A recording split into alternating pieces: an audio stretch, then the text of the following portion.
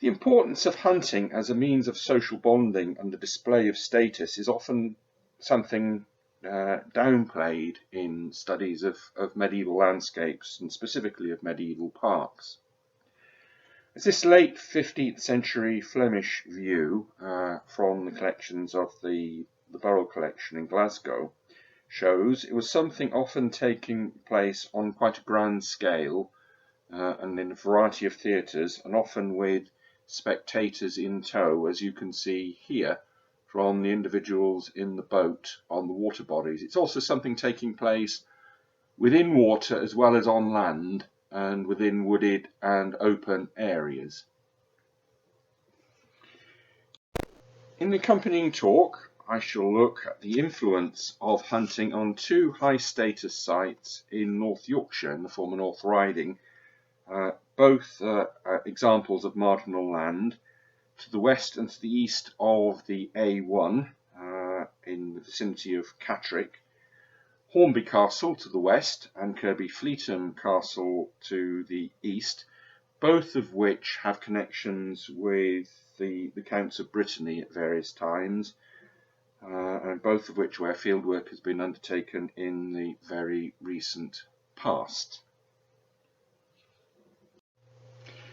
In the medieval period, marginal land, often wooded land and also heathland, have associations with danger and with mystery, something still seen in the literature, particularly of Scandinavia and other areas with a lower population density and where settlement is relatively late.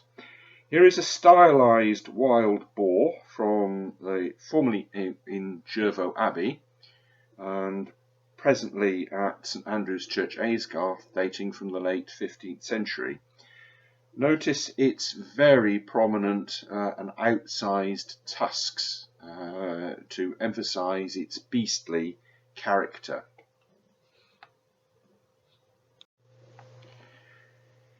Elite control of marginal land and wasteland is also something often taken as read. Here is one of the Labours of the Months from Les Frères, the Book of Hours of the Dukes of Berry from the early 15th century. Here you see the symbolic dominance of the wild wood, with a pack of large hunting dogs having brought down a stag with professional huntsmen in attendance, with the towers of the palace of the Dukes of Berry in the background and symbolically dominating it.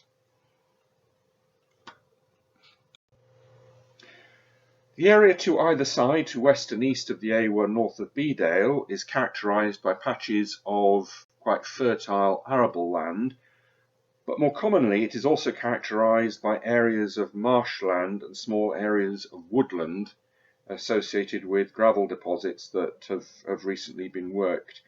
Here is one area of former marshland drained around about 1800, Hackforth Mire.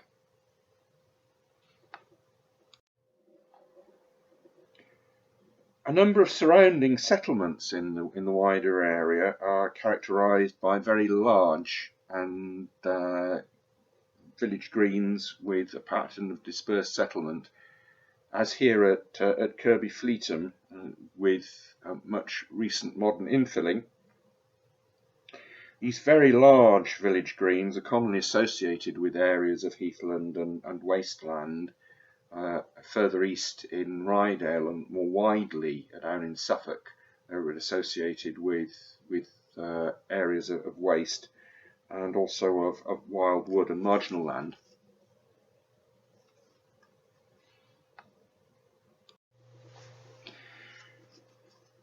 Kirkby Fleetham Castle comprises a site of ring and bailey form. It's presently in earthworks with evidence of a stone revetment for a section of the moat. However, in periods of dry weather and when there has been heavy grazing, the clear signs of stone buildings, specifically on the mound to the left of the shot here, have shown in prominence. It first appears in the documentary record in the 12th century in association with household servants of the Counts of Brittany. Later in the 13th century, it belongs to the family of Fitzconan, and later on the Scropes of Bolton, who used it as a moated hunting residence through the 14th century and into the 15th century, during periods when it was not seized off of them by act of attainder through the crown. It's quite large. It has evidence set within a landscape with an artificial mere or lake, and evidence of formal gardens, and also a mill, which I will show shortly. Here is the site of the mere lying to the northwest. The present-day village sits very much above the level of the former mere, and also, as you can see, during periods of specifically heavy rain, it starts to refill. The castle would also be clearly visible in the approach from the Deer Street or Leeming Lane, the modern day A1, up against the watery landscape with all its associations of Arthurianism, and also its functional usage both for fishing from boats and from line and rod, and also for wildfowling. An inquisition post-mortem of 1422, when the land had been seized from the Scropes for one of their many 15th century acts of rebellion, places it in the hands of Lord Grey of Codner, who was a close associate of King Henry V, and there is a reference there of an association with a water mill, the faint earthworks of which are just above the centre of this photograph. Again, they are very commonly associated with elite landscapes on marginal land. A watermill has been suggested for the designed landscape within the park, directly to the west, or the southwest of Middleham Castle, and one also exists within the parkland surrounding Prudhoe Castle in Northumberland, and are key elements of a wider hunting estate. Moving across the A1 now to Hornby Castle. This shows a 1650 estate plan, which was part of a more extensive survey undertaken for the then landowner, Sir Conyers Darcy the Younger.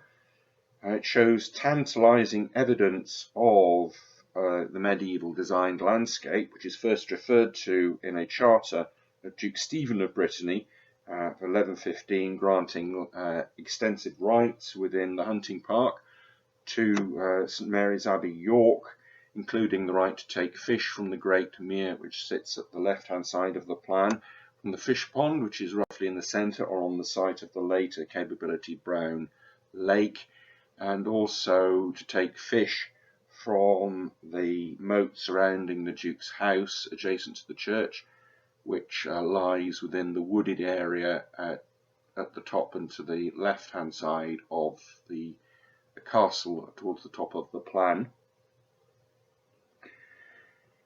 Also, there were rights to take the small animals from the park, fallen wood for firewood, and wood to build from the park. The rights passed later in the medieval period to St Leonard's Hospital within York. There is also, as you will see, to the right of centre, a roadway which leads to medieval mill, which has been found in earthwork form in recent times within the wider site. Conyers Darcy undertook this as part of a wider survey, including a more detailed inset plan covering the location of the moated manor, as he was expecting to be arrested by Parliament, having been the commander of the late Queen's bodyguard at Oxford. However, that did not take place eventually, and this survives as an important record.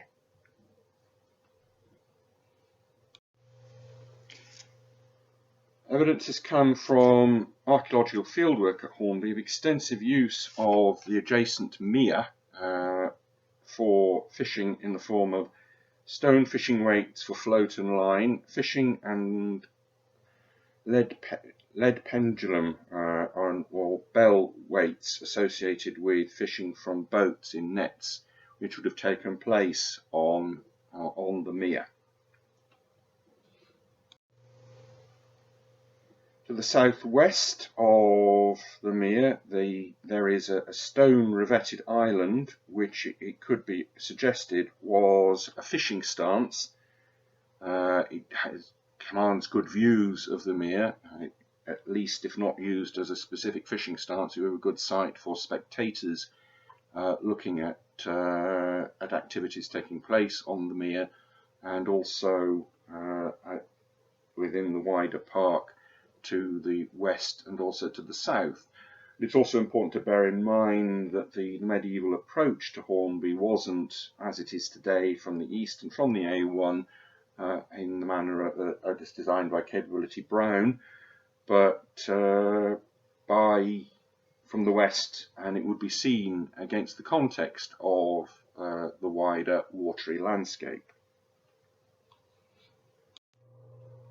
Here's a depiction of net fishing from a manuscript of the 15th century. It develops as an important sport at the time, and most famously it is borne in mind that the fatal chain of events involving the untimely death of King Edward IV started with a fishing trip back in the spring of 1483, from which he acquired his famous chill, which became an infection, and which eventually led to his death, and the sequence of events which led on to the Battle of Bosworth, the overthrow of the King Edward V, his son, and the triumph of the Tudors at Bosworth in 1485.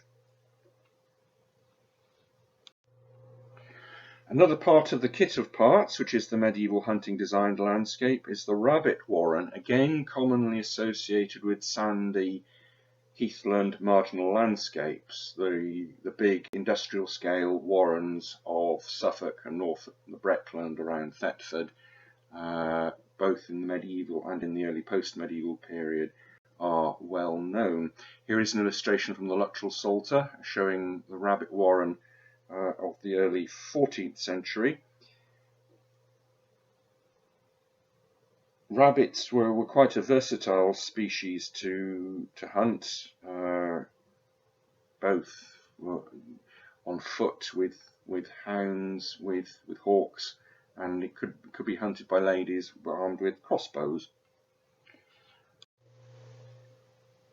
Hornby, discovered in the very recent past, we have this evidence of a characteristic pillow mound or artificial rabbit warren, which would have been designed with a network of artificial burrows inside and with an earthwork around it to protect it from predators, so that the rabbits could grow and eat in relative security. They're also commonly associated with a specific visual relationship with the host residence, as it were. You can see the castle buildings off to the right, the shot at the top right hand side here. Here we have a medieval rabbit warren in the centre of the skyline in low snow, visible from the Middleham Castle Keep. Other examples are associated with Pendragon in the Vale of Malastang in Cumbria. Rabbits and the hunting of rabbits have clear metaphysical associations in the medieval mind. In the 15th century, the Duke of York wrote a text which interleaves theological discourse with the hunting of rabbits, and people focusing on the hunting of rabbits, their thoughts being on purer motives and the avoidance of sin and that. Here we have rabbits being hunted with hawks, again with ladies, and also with a very specific type of hound.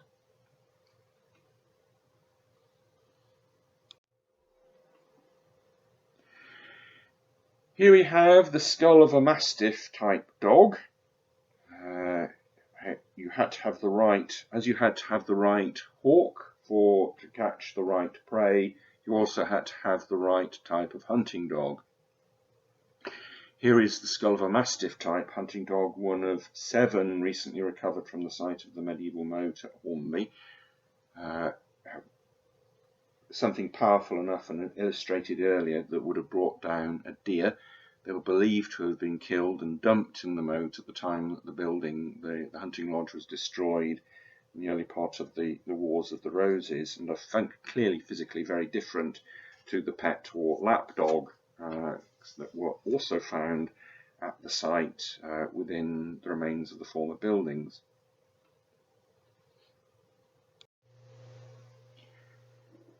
The boundaries and entrances to the hunting landscape are also highly formalised. Here with clear points of difference to either side, with the farm domestic landscape on one side, to here on the boundary of Hornby Park and Hackford Village to the east, and the Ortus Conclusus or inner park of Hornby to the west. You have very clear definition with an interned entrance, which would have in the medieval period contained gates from which people would have gained access, and from which the deer and the prey would have been excluded. Bringing the whole story up to date, here we have a shot of the modern day deer herd at Hornby. In recent times, the landowners have restored elements of the medieval park with red deer, and so it has a certain element of its original character reappearing.